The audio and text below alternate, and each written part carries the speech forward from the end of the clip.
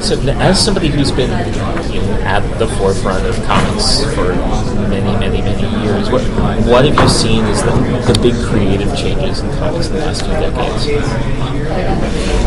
Comics have gotten serious. They have always been potentially a serious art form.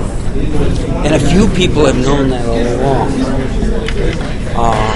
But basically, they were disrespected by the guys who were paying the bills. And that kind of set the tone. They were at best considered the literature for people that's too dumb to understand the words without the pictures, you know.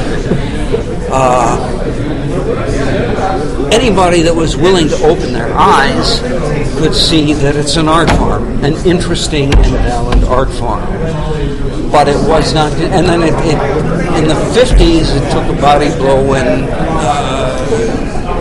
a New York psychiatrist and a Southern Democrat senator decided that, well, for whatever reason, that they would tell the world that comics were responsible for a lot of social ills, and people believed that.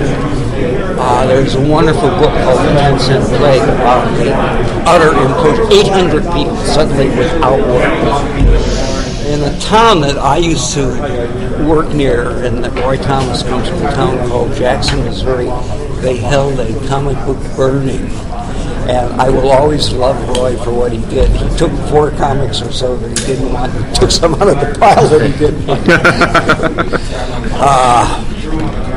But people believe, I can remember a piece in the Catholic Digest, for example, caught my eye because there was a superhero picture and it was negative. This is, corrupting the youth, et cetera, et cetera. And a lot of people were big on censorship in the 50s anyway.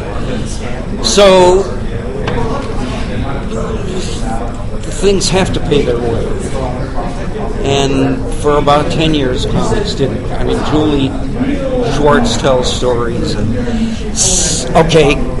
Westerns are big on television. Let's send somebody out to Hollywood and find a cowboy star that we can make a comic book about. The guy came back with Jimmy Wakely, so it was not the making of DC Comics fortune. But they were doing Martin and Lewis and teenage stuff in a teenage that none of us have ever experienced.